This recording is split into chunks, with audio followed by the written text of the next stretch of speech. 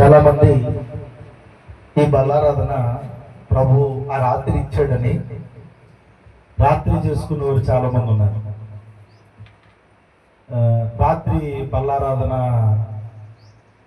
ప్రార్థనలో నేను వాక్యం చెప్పడానికి కొన్ని ప్రాంతాలకి వెళ్ళాను. ఖమ్మం ప్రాంతం కానీ ఏలూరు సైడు కొన్ని ప్రాంతాలకి ఆల్నాట్ ప్రేయర్ ప్రార్థన అని చెప్పి పెట్టుకుని వారు నన్ను సమ్టైమ్స్ ఆహ్వానించినప్పుడు రాత్రి అంతా ఆరాధన చేసి 1 గంట 2 గంటలకు బల్లారాధన ఇస్తున్నారు. సో ప్రభు రాత్రి భోజనం అని అంటారు. యాక్చువల్గా భోజనం చేసే టైంలో అది ఇవ్వాల్సి వచ్చింది, కానీ దానికి భోజనానికి అసలు సంబంధమే లేదు. ప్రభు బల్ల ఇస్తున్నప్పుడు ఖచ్చితంగా భోజనాలు పెట్టాలన్న రూల్ ఏమీ లేదు. అలా అని పెట్టనవసరం లేదని కూడా లేదు. ఈ భోజనాలు అనేవి ఎందుకు పెడుతున్నాము అని అంటే అది ఒక సహవాసం. ఒక ఇంట్లో వారందరూ కలిసి భోజనం ఎలా చేస్తారో మనం వేరు కాదు, మనం అందరూ ఒకే ఇంటి వారము. ఇంటి పేరు ఫలానా అని పెడతారు. సైదు వారి గృహం, బలేవారి నిలయం, ఘంటసాల వారి నిలయం, మోరు వారి నిలయం అని ఇంటి పేర్లు పెట్టుకున్నట్లు ఏదన్నా ఫంక్షన్ పార్టీ జరిగితే ఆ కుటుంబాలన్నీ కూడా ఒక చోట భోంచేస్తూ ఉంటారు. పెళ్లి సందడో, ఏ ఫంక్షన్, ఏదైనా కార్యక్రమంలో, ఏదైనా చనిపోయిన సందర్భాలు ఏదైనా జరిగితే, ఇవన్నీ జరిగినప్పుడు ఏ రీతిగా అయితే వీరందరూ కుటుంబం కాబట్టి ఒక చోటకు చేరి భోజనాలు చేస్తున్నారు. ఆ సందర్భాన్ని బట్టి అందరూ ఒక చోట కూడుకున్నారు. కుటుంబం కాబట్టి అక్కడ చేరుకున్నారు కాబట్టి కలుసున్నారు కాబట్టి కలిసి భోజనం చేస్తున్నారు. అయితే ప్రేమ విందు అనేది కూడా ప్రేమను వ్యక్తపరుస్తుంది. మనం అందరం ఒక చోట తినటం వలన చాలా మంది తినడానికి ఇష్టపడు, అందరితో కలుస్తూ, లేదా ఇక్కడ తినడానికి, బయట తినడానికి, ఇంటికి వెళ్ళి తినడానికి అలా అనుకుంటారు. కానీ దైవికంగా దేవుని ప్రేమను వ్యక్తపరచడానికి పూర్వం కరోనా రాకముందు వాళ్ళు కలుపుకున్న మొత్తలో ఒకళ్ళకి ఒకరు పెట్టుకునే సందర్భాలు కూడా జరిగాయి. భోజనాలు పెట్టేటప్పుడు నేను ఇలా నడుచుకుంటూ వెళ్తూ ఉంటే వాళ్ళొక ముద్ద పెడితే చివరాఖరికి నేను అన్నం తినకుండా అయిపోయింది. అన్నం తినాల్సిన నెస్సిటీ ఉండేది కాదు. కారణం ఏంటంటే వాళ్ళ ప్రేమ వాళ్ళ ప్రవర్తింపచేసింది. సో అదేవిధంగా ప్రేమ విందు అనేది ఏర్పాటు. భోజనము అయిన పిమ్మట ఆ రాత్రి ఆయన ఒక రొట్టెను ఎత్తిపెట్టి దాన్ని విరిచి కృతజ్ఞత స్తుతులు చెల్లించది, ఇది నా శరీరం అని చెప్పేసి వారికి చెప్పి ఇచ్చిన సందర్భం. అలాగే ద్రాక్షరసమును కూడా పట్టుకుని ఇది నా రక్తము, క్రొత్త నిబంధన వలన నా రక్తము అని ఆ రక్తం ఆయన వారికి ఇచ్చాడు. దానిని ఆ రాత్రి ఇచ్చేటప్పుడు వారికి ఏం అర్థం కాల. ఇదేదో నరరూప రాక్షసుడిలాగా ఇది నా శరీరం, ఇది నా రక్తం అంటున్నాడంటే అని చాలా మంది అభ్యంతరపరచబడ్డారు. ఇప్పుడు ఈ శరీరం రక్తం తినాలా, ఎలా తినాలి అని అనుకునే సందర్భాలు ఉన్నాయి. ఆ రోజుల్లో దేవుని శరీరం, దేవుని రక్తం తాగి రండి వెళ్దాం, ఆయన శరీరము ఆయన రక్తమును భుజించడానికి వెళ్దాం రండి అన్నప్పుడు చాలా మంది అపహాసించారు. చాలా మంది నిజంగా శరీరం రక్తం తాగుతారేమో అని అనుకునేవారు, అభ్యంతరపరిచారు, వారిని హేళన చేసేవారు. నరరూప రాక్షసులు అన్నారు, మనుషులు తినేవారు అన్నారు.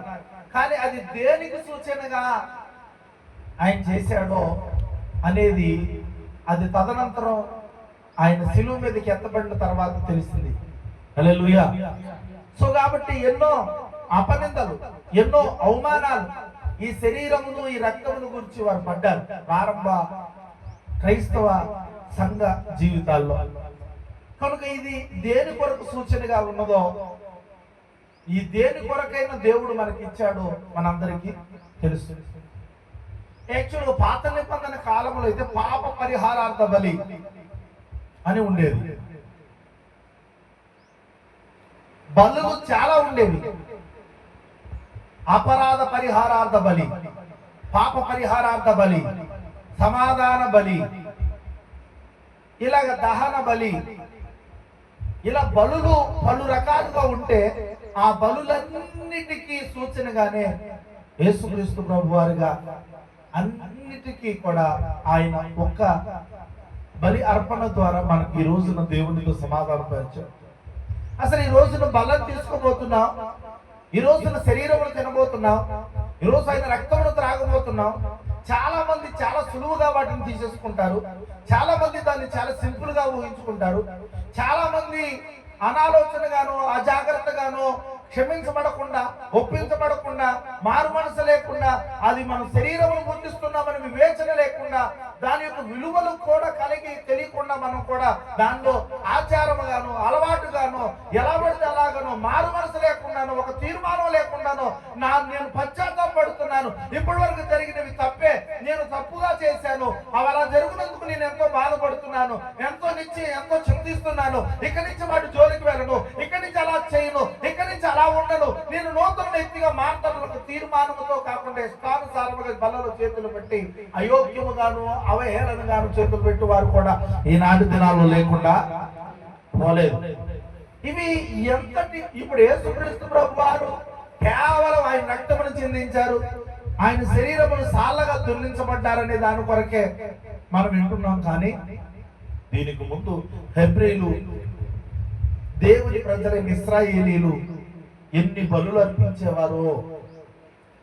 వారు ఆ పశువు తల మీద చేతులు ఉంచి పాప పరిహారార్థ బలి చెల్లించాలంటే, పాపము చేస్తే వారు ఒక గొర్రె పిల్లను లేక మేక పిల్లను తీసుకువెళ్ళి యాజకుడికి ఇచ్చి యాజకుడు మన నిమిత్తము ఆ యాజకుడి దగ్గర పాపాలు ఒప్పుకుని వారు దాని తల మీద చేతులు ఉంచి ఆ చేతులు ఉంచగానే దానిని బలిచి తెగనరికి ఆ రక్తమును ఆ యొక్క అడ్డు తెరగా ఉంచబడిన ఆ యొక్క పరిశుద్ధ స్థలమునకు ఏదైతే ఉందో ప్రత్యక్ష గుడారమును పరిశుద్ధ స్థలము అతి పరిశుద్ధ స్థలము ఆవరణము అనే ప్రాంతం అనబడుతున్న టాబర్నికల్ ఆఫ్ మోషే ద్వారా సిద్ధపరిచిన దేవుడు ఆ యొక్క ప్రత్యక్ష గుడారం యొక్క ఆ తెర మీద రక్తమును చల్లి వారి పాప పరిహారము చేయడానికి ఆయన పలు రకములైన ఆరాధనతో నియమింపబడిన ఆ బలులు చెల్లించేవాడు. ఎన్నిసార్లు పాపం చేస్తే అన్నిసార్లు. ఈ రోజున మానవ జీవితం ఎటువంటిదంటే కుక్క తోక లాంటిది. ఇప్పుడే ఒప్పుకుంటాం, సాయంకాలం కల్లా మళ్ళీ తోక యథాస్థితికి వచ్చేసినట్టు మానవ బుద్ధి. ఇక్కడ ఉండగానే అబ్బో చాలా ఖచ్చితంగా ఉండాలి, నియమాలతో ఉండాలి, ఇక్కడి నుంచి మారు మనసు పొందాలి, ఇక్కడి నుంచి అలాంటివి మానేయాలి, ఇక్కడి నుంచి దేవుని కొరకు బ్రతకాలని రాష్ట్రంగా తీర్మానం తీసుకున్న కొన్ని దినాలకి మరలా తోక వంకరగా వెళ్ళిపోయినట్టు మరలా మానవ జీవితం వంకరగానే వెళ్ళిపోవాలి. ఒక ఆయన ఇలాగే కుక్క తోక్కి ఒక నెల రోజులు సంవత్సరం నిటారైన కర్ర కట్టాడంట. నిటారైన కర్ర, ఆ కర్ర కడితే ఆ తోకంతా అలా బారుగానే ఉందంట కర్రకు తగ్గట్టుగా. కానీ ఆ కర్ర తీసాడు చాలా కాలం తర్వాత, ఆలస్యమైందంట కానీ తిరగటం మాత్రం ఖచ్చితంగా తిరిగిపోయిందంట. అంటే దాని నరములు నిటారుండిపోయి తోక మాత్రం నిటారుగానే ఉందంట కొన్ని గడియలు, కొన్ని గంటలు, కొన్ని రోజులు. కానీ అది ఏ స్థితికి రావాలో దాని యథాస్థితికి మరలా తోక వంకరకు వచ్చేసినట్టు. మానవ బుద్ధి కూడా ఎలాంటిదంటే వంకర బుద్ధి. కనుక ఇన్ని బలులు అర్పించే ఆ యొక్క మానవ యొక్క జీవితంలో వేసారిపోయాడు. బలులు అర్పించి అర్పించి అర్పించి అర్పించి ఏమండి బైబిల్ గ్రంథంలో రాయబడుతుంటది, ఒకవేళ నీవు కనుక ఆ బలులు అర్పించడానికి అప్పులు అయిపోయి తిప్పలు పడతా ఉంటే నీకు ఒక ఆప్షన్ కూడా ఇచ్చాడు. అదేంటంటే తెల్లని పావురమును కానీ గువ్వలను కానీ, ఆ గువ్వ పక్షులు అంటారు కదా, ఆ పక్షులను కానీ తీసుకొచ్చి వాటిని బలి ఇవ్వమన్నాడు. అక్కడ కూడా నీ బతికి ఆడలేకపోతే నిన్ని ఒక పిండి ముద్దను తీసుకుని వచ్చి ఆ పిండి ముద్దను ఆ యాచకుడికి ఇచ్చి నువ్వు పాప పరిహారార్థ బలి, సమాధానార్థ బలి, లేకపోతే అపరాధ పరిహారార్థ బలి, లేకపోతే దహన బలి వంటివి చేసుకునడానికి అవకాశం కూడా దేవుడు ఇచ్చాడు. ఇలాంటి యొక్క వేసారిపోయి బలులు అర్పించి అర్పించి అర్పించి వేసారిపోయిన మానవ జీవితానికి 2024 సంవత్సరాల క్రితం, 26 సంవత్సరాల క్రితం మానవుడిగా యేసుక్రీస్తు ప్రభువు స్వయంగా లోకానికి వచ్చాడు. రక్త ప్రోక్షణము లేకుండా పాపం పరిహార్థము కాదు, రక్తము చిందింపకుండా పాపం పరిహారము కాదు. కనుకనే మానవుడు నేటికి కూడా యేసుక్రీస్తు ప్రభు వారిచ్చి మానవ జాతంతటి కొరకు తన యొక్క రక్త ప్రోక్షణము చెల్లించి ఏ ఒక్కరి కొరకు ఏ ఒక్కరిని విడిచిపెట్టుకున్న అందరి కొరకు ఆది కాలములో నుండి ఆది మానవుడైన ఆదాము నుంచి మొదలుకుని ఇదిగో అంత్యకాలములో మానవ జాతంతా నిర్మూలము చేయబడే ఆ చివరి మానవుడి వరకు ఆయన రక్త ప్రోక్షణము చెందించబడి ఆయన వెల చెల్లించాడు. ఆ వెల చెల్లించబడిన ఆ సందర్భం చాలా మంది గ్రహింపనేరక ఇప్పటికీ కూడా కోడల యొక్కయు, ఎడ్ల యొక్కయు, మేకల యొక్కయు, పందుల యొక్కయు, గొర్రెల యొక్కయు రక్తమును భూమి మీద ఇంకనూ చిందిస్తూనే ఉన్నారు. అలాంటి చిందిస్తూ వేసారిపోయిన మానవ జాతికి యేసుక్రీస్తు ప్రభు వారు ఆయన ఈ యొక్క వారికి పరిహారము లేక ప్రాయశ్చిత్త బలి చెల్లించడానికి యేసుక్రీస్తు ప్రభు వారు ఈ లోకానికి మానవ జాతిగా వచ్చాడు. వచ్చిన దేవాది దేవుడు అప్పగించబడ్డానికి ఆయన చిత్తముగానే మనుష్య కుమారుడు ఇది చేయడానికే వచ్చాడని చెప్పి తెలియపరచుచు ఆ రాత్రి జరిగిన సంఘటన, అప్పగించబడ్డానికి రాత్రి జరిగిన సంఘటన, ఆయన ఒక ఇంటి దగ్గర విందు ఏర్పాటు చేయమని చెప్పాడు. పెంతెకోస్తు పండుగ దినమునందు ఎలాగైతే మొట్టమొదటి ఆదిమ సంఘం ప్రారంభించబడింది, యేసుక్రీస్తు ప్రభు వారు ఎత్తబడిన తర్వాత నేను వెళుతున్నాను, వేరొక ఆదరణకర్తను పంపిస్తున్నానని అపోస్తల కార్యములు 2వ అధ్యాయంలో ఆ పెంతెకోస్తు దినమునందున మొట్టమొదటి యొక్క ఆదిమ సంఘము ప్రారంభించబడిన దినాన్ని మీకు ఏ విధముగా అయితే తెలియపరుస్తున్నానో అదే రీతిగా మొట్టమొదటిసారిగా ప్రభు యొక్క బలను, ఆయన శరీరమును, ఆయన రక్తమును ఆ రాత్రి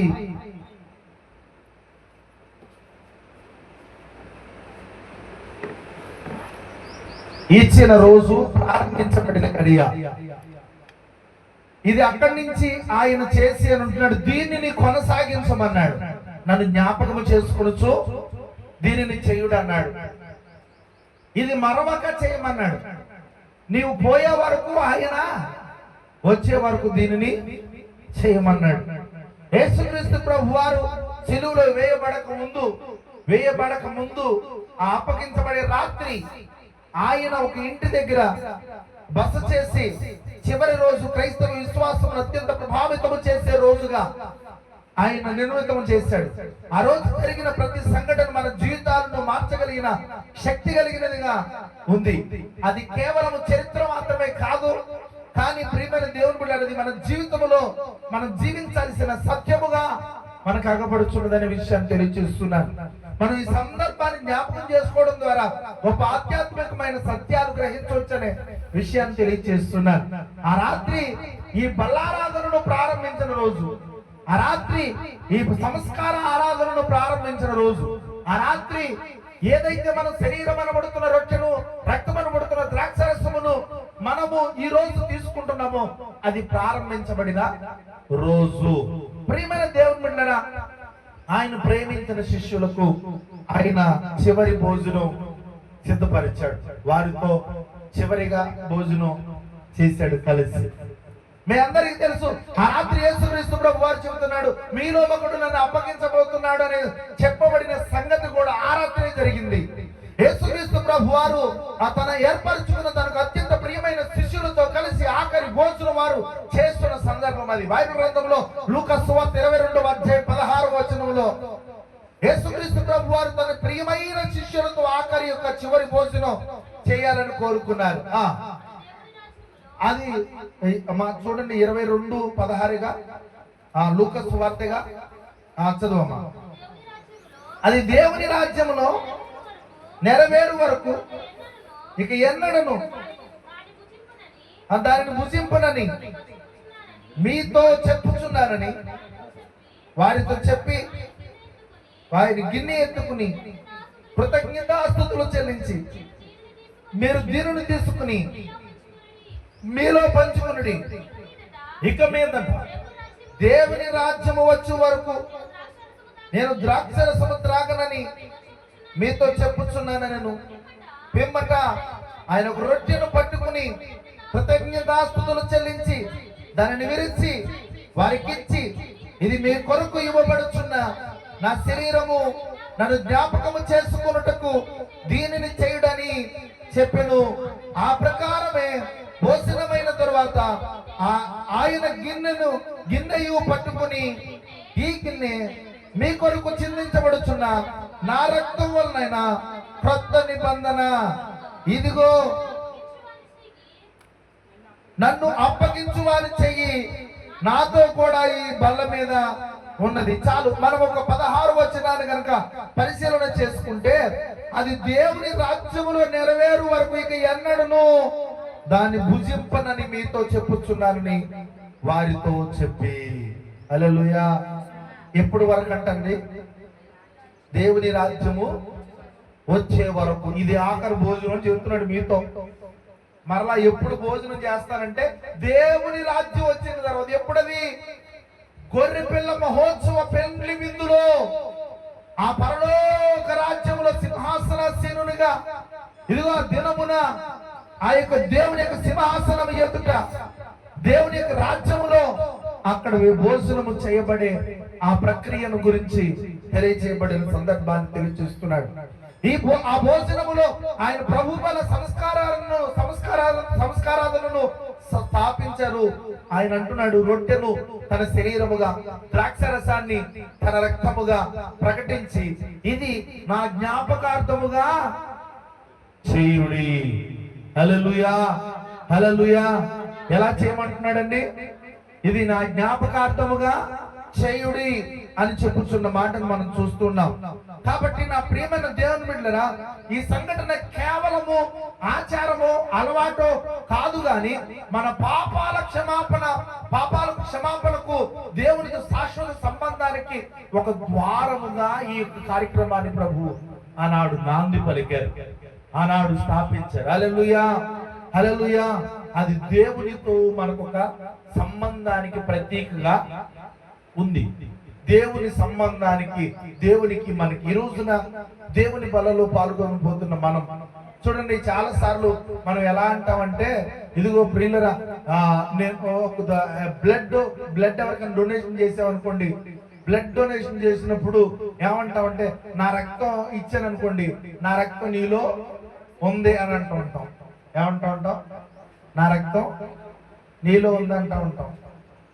అంటే నా రక్తం నీలో ఉందని ఎలాగంటామో, యేసుక్రీస్తు ప్రభు వారు ఇప్పుడు బలలో పాల్గొనబోతున్న వారందరి మీద ఎవరి రక్తం ఉంటుంది?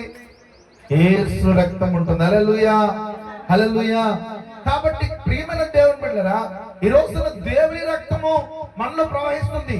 ఇంకా నువ్వు ఒకవేళ నువ్వు ద్రాక్షరసముగానే భావిస్తే, అది రొట్టెగానే భావిస్తే, కేవలము అది నీ అజ్ఞానమే.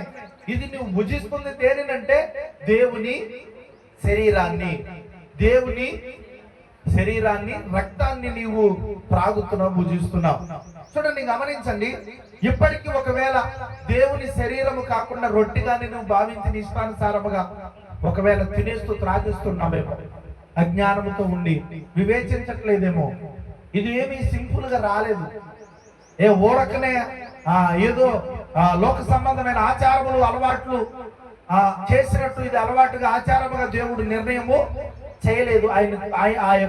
ఈ యొక్క కార్యక్రమం వెనుక ఆయన ప్రయాస ఎంతో దాగి ఉంది. ఒకరోజు దేవుడు అంటే ఎరగని భర్త, దేవుడు అంటే అత్యధికముగా ప్రేమించే భార్య, దేవుని కొరకైనా, ఎంతవరకైనా, ఎక్కడి వరకైనా దేవుని కొరకు ప్రాణమైన ఇవ్వగలిగిన భార్య, కానీ దానికి వ్యతిరేకంగా ప్రవర్తించే భర్త. ఒకనాడు మందిరానికి వెళ్ళొద్దని నిర్బంధిస్తున్నాడు భర్త. ఎక్కడికి వెళ్ళొద్దని?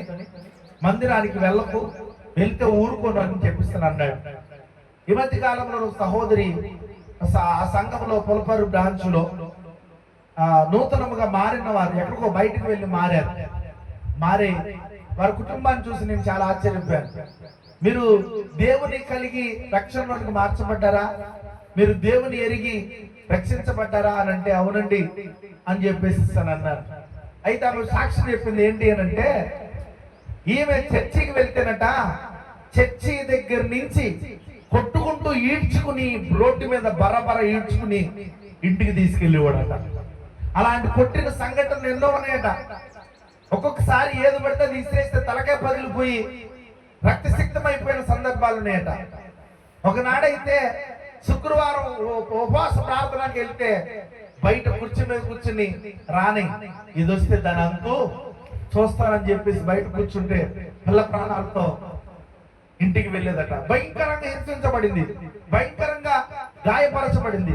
ఎంతో త్రాగుబోతు, తిరుగుబోతు, దళారి, భయంకరమైన వ్యతిరేకి, కోపిష్టి. అలాంటి వ్యక్తి ఈ రోజున ఆవిడతో పాటు ఏమి ఎరుగున అమాయకుడిలాగా చేతులు కట్టుకుని అంత దేవుని చిత్తమండి అంటున్నాడు. ఇప్పుడు దేవునికి లోబడి, దేవునికి విధేయుడై, దేవునికి భక్తుడై ఇప్పుడున్న ఈయన గడిచిన కాలంలో ఆమె ఎంత ప్రయాసను అనుభవించిందో ఆయన ఆ రీతిగా మార్చుకోవడానికి. ఎన్ని కుట్లున్నాయన్నట తలలో. కానీ ఈమె భయంకరమైన అన్యాచారంలో లేకపోతే విగ్రహారాధనలో ప్రతి సంవత్సరం ఏదో ఒక మాల, ప్రతి సంవత్సరం ఏదో ఒక భక్తి చేస్తూనే ఉండేది.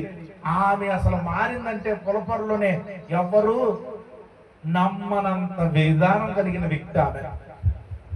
ఆమె ఆకారానికి తగ్గినట్టే ఉండేది. అలాంటి ఒక సందర్భం. కానీ ఇప్పుడు యేసుక్రీస్తుకు దాసోహం అయ్యి యేసుక్రీస్తు శిష్యురాలుగా నడవబడుతున్నారు. హల్లెలూయా, హల్లెలూయా. కాబట్టి నా ప్రియమైన దేవుని సంగమా, జ్ఞాపకం చేస్తున్నాను, ఈ వ్యక్తి ఇదిగో వెళ్ళొద్దు, నువ్వు చర్చికి వెళ్ళాలంటే కాళ్ళు చేస్తానని చెబుతున్నాడు. అప్పుడే ఏదో కొంచెం పని మీద చెరువు కడుకోలేక పొలం కట్టుకెళ్ళాడట. ఈ లోపు వెళ్ళొచ్చేది అనుకుని ప్రాణం తహతహలాడిపోయి అది అసలే బల్లారాధన కదా అని చెప్పేసి అని బిక్కు బిక్కు బైబిల్ ఇచ్చి వెళ్తున్నట్టు ఈ లోపు ఎదురు వచ్చేసాడు. ఎవరు విలన్ వచ్చి వెళ్ళిపోతున్నావా అని చెప్పేసి అని కొట్టుకుంటూ తీసుకెళ్తాడు. వెళ్ళి నువ్వు అంటున్నావే శరీరం అని, ఆ శరీరం తీసుకురా. ఆ శరీరం రక్తం గనక తేకపోతే నీ రక్తం నీ శరీరం గనక కళ్ళ చూస్తానన్నాడు. అంతే, బిక్కు బిక్కు అంటే వెళ్ళింది. ఇప్పుడు రొట్టె తేవాలి, ద్రాక్షరసం తేవాలి. కానీ ఆయనకి ఏం కావాలి?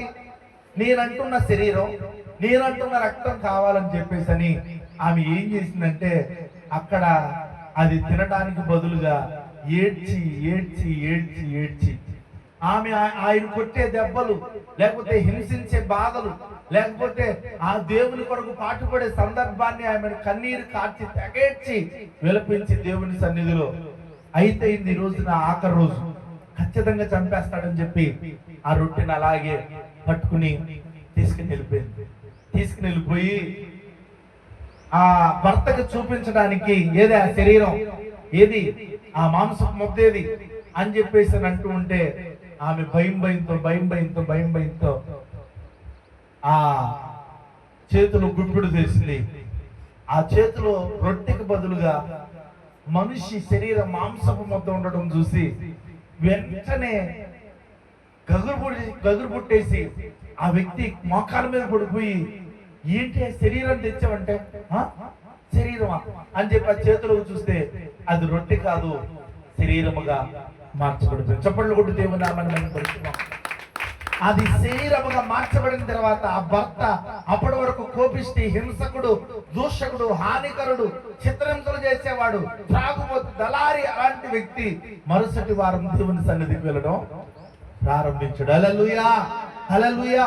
ఈ రోజు మనము భుజిస్తున్నది, ఈ రోజు మనం త్రాగుతున్నది ఒక ఛాయ, దానికి ఒక నీడగా ఉన్నది. కానీ ప్రియమైన దేవుని బిడ్డలారా, పాత నిబంధన కాలంలో చెల్లించబడిన అనేకమైన ఆ యొక్క జంతువులకు బలియార్థముగా, జంతువులకు ఇదిగో మేక, గొర్రె, లేకపోతే ఎద్దు, అనేకమైన ఇదిగో ఆ యొక్క జంతువులన్నింటినీ కూడా రక్తమును చెల్లించి పాప పరిహార్థ బలి, లేకపోతే దహన బలి, లేకపోతే సమాధానార్థ బలి, పాప పరిహారార్థ బలి, ఇవన్నీ కూడా కేవలము ఈ యేసుక్రీస్తు ప్రభు వారి యొక్క ఆ రక్త ప్రోక్షణానికి లేక బలియార్థానికి సూచనగా, ఛాయగా ఉన్నాయి. కానీ అసలైన నిదర్శనం యేసుక్రీస్తు ప్రభు వారి భూలోకానికి వచ్చి ఆయన మనందరికీ పాప పరిహారం కొరకు చిందించబడే ఈ యొక్క యజ్ఞ బలి పశువుగా ఉన్న ఈ రక్త ప్రోక్షణము కొరకే గాని మరి దేనికి కాదు ప్రియులరా.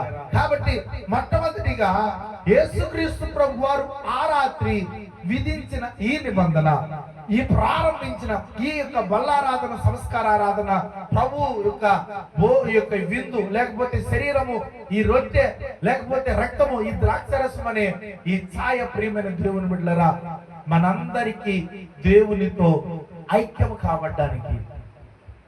ఇకను జీవించువాడును నేను కాదు, నా యందు క్రీస్తే జీవిస్తున్నాడు. నువ్వు గమనించావా? నీలోనికి దేవుని రక్తము ప్రవహిస్తుంది, నీలోనికి దేవుని శరీరం లోపలికి వెళ్తుంది. దేవుడు నీలో ఐక్యమై ఉండుటకు సూచనగానే ఈ ప్రభు వల్ల సూచనగా ఉంది. యేసుక్రీస్తు ప్రభు వారు తాను ఏర్పరచుకున్న తనకు అత్యంత ప్రియమైన శిష్యులతో కలిసి చేసిన ఆ రాత్రి ఈ భోజనము లేకపోతే ఈ సంస్కార ఆరాధన అనేది ప్రియమైన దేవుని బిడ్డలారా ఆయనతో మన సంబంధానికి ప్రతీక, మనకు ఆయనకు ఉన్న సంబంధానికి ప్రతీక. కాబట్టి మనము మన హృదయాలను పరిశీలించుకోవాలి, మన హృదయాలను పరిశీలించుకోవాలి. పరిశుద్ధమైన ఆయన రక్తం మనలోనికి వెళ్ళబోతుంది. పరిశుద్ధమైన శరీరము నీవు భుజించబోతున్నావు. మత్తయి సువార్త 26:29 అంటున్నాడు కదా. మత్తయి సువార్త 26:29 నా తండ్రి రాజ్యంలో నీతో కూడా నేను ఈ ద్రాక్షరసము క్రొత్తదిగా త్రాగు దినము వరకు ఇకను దానిని త్రాగనని మీతో చెప్పుచున్నాను నేను. చాలా ఇక్కడ రాయబడుతున్న మాటను చూడండి. నా తండ్రి రాజ్యములో మీతో కూడా నేను ఈ ద్రాక్షరసము క్రొత్తదిగా త్రాగు దినము. హల్లెలూయా. ఇప్పుడు ఇక్కడ తాగుతున్నాడంట. ప్రారంభ దినములో అక్కడ తాగినాడు వారితో, మళ్ళీ ఎక్కడ తాగుతాడంట?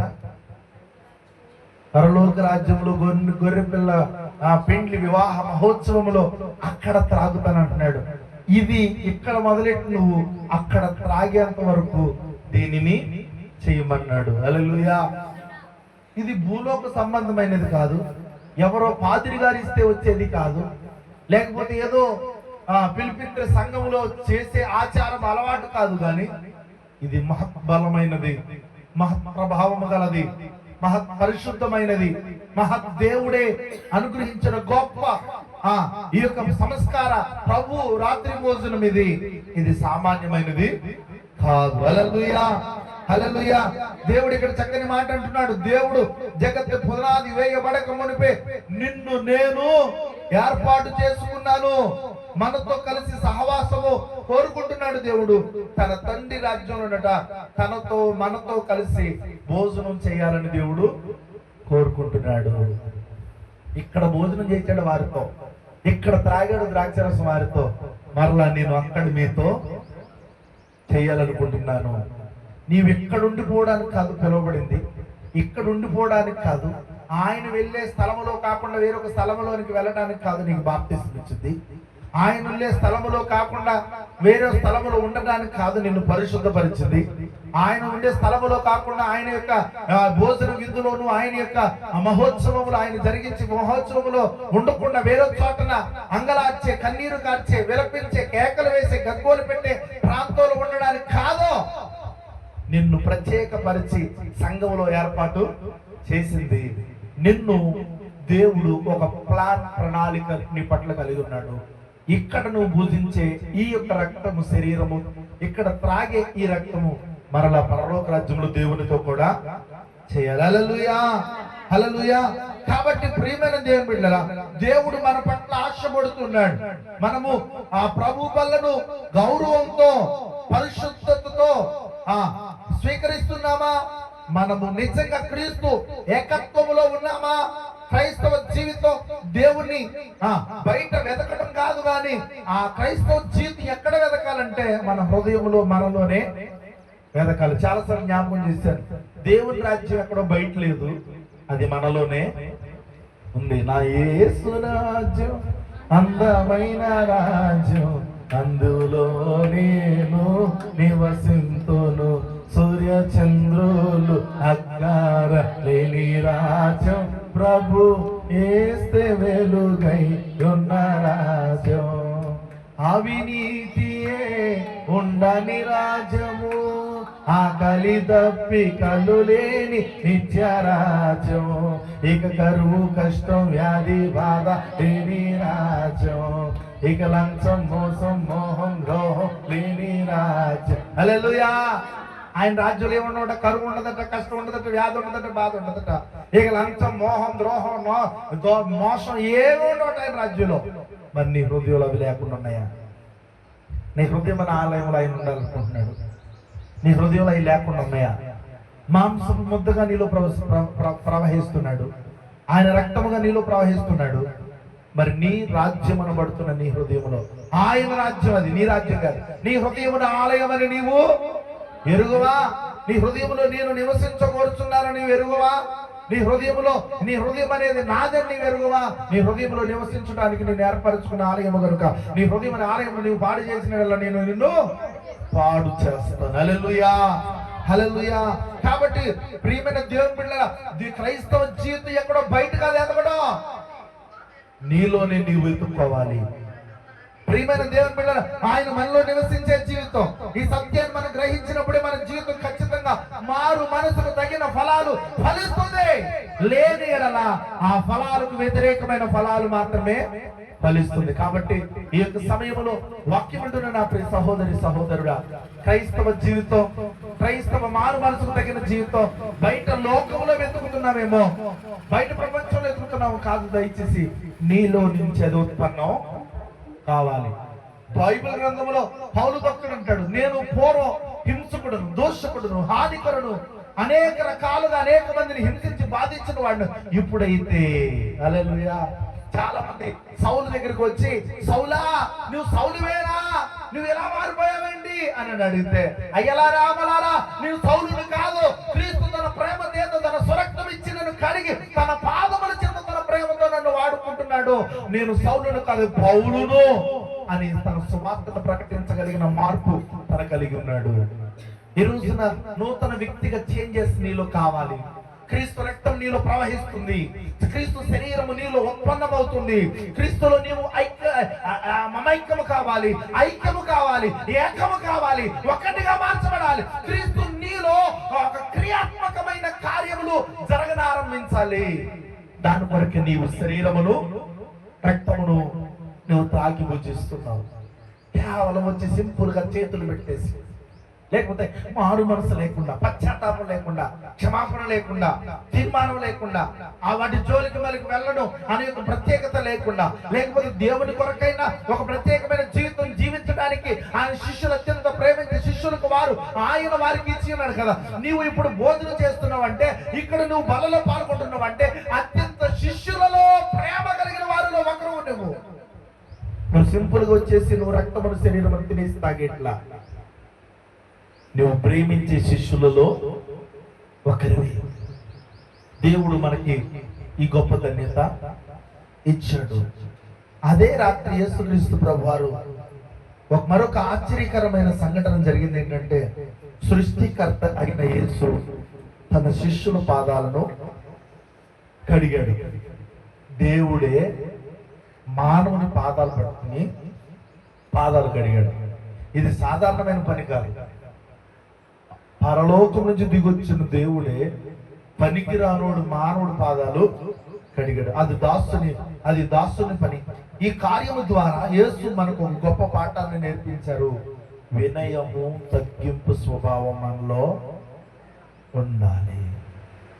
వినయము, తగ్గింపు లేకపోతే ఆయన మనలో ప్రవహిస్తున్నట్లు కానీ కాదు, ఆయన మనలో ఏకమైనట్లు కానే కాదు, ఆయన మనతో ఐక్యమైనట్లు కానీ, నీవు ఆయనతో ఐక్యమైనట్లు, ఆయన నీలో ఉన్నట్లు కానే కాదు. ఆయన పాదాలు అంత తోడు కడిగాడంటే ఎంత తగ్గింపు, ఎంత వినయం, ఎంత విధేయత, ఎంతటి యొక్క మహానుభావుడు ఆయన. హల్లెలూయా. మనం ఇలా ప్రశ్నించుకోవాలి, మనం ఇతరులను సేవించుకునేటట్లు చేస్తున్నావా, లేక ఇతరులకు సేవ చేస్తున్నావా? హల్లెలూయా.